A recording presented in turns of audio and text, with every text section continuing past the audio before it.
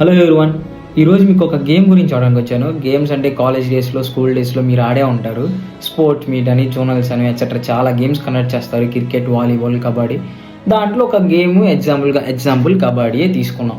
ఆ game competition అనేది compulsory. Games అంటే ఆపోజిట్ పర్సన్ కూడా మనకన్నా మంచిగా ఆడొచ్చు, మనలాగే ఆడొచ్చు. అక్కడికి కొంతమంది సెలెక్టర్స్ వచ్చారు. ఎందుకంటే ప్లేయర్స్ని సెలెక్ట్ చేసుకోవడానికి. వాళ్ళు ఎలాంటి వాళ్ళని సెలెక్ట్ చేస్తారు? ఎవరైతే మంచిగా టాలెంటెడ్, ఎవరైతే స్కిల్ ఉండిద్దో, ఎవరైతే బాగా టీంని లీడ్ చేస్తారో అలాంటి పర్సన్నే సెలెక్ట్ చేసుకుంటారు. అలా కాదని చిల్లరగా అలరగా ఆడే వాళ్ళని సెలెక్ట్ చేసుకోరు కదా. అలాగే ఒక అమ్మాయి జీవితంలో ప్రేమ అనేది ఒక గేమ్ అయితే, ఆ గేమ్కి తను ఒక సెలెక్టర్ అయితే తను ఎలాంటి పర్సన్ని సెలెక్ట్ చేసుకునేది? ఎవడైతే మంచిగా ప్రేమ చూపెడతాడో, మంచి కేరింగ్ ఇస్తాడో, మంచిగా ప్రొటెక్షన్ ఇస్తాడో వాడినే సెలెక్ట్ చేసుకునేది. అలా కాదని చిల్లరలోని సెలెక్ట్ చేసుకుందాకో అది చిల్లరదేనండిద్ది.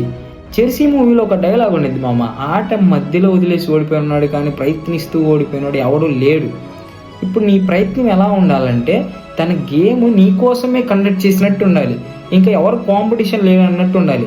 లేదు లైట్ తీసుకుంటా అంటావా, లైట్ తీసుకో.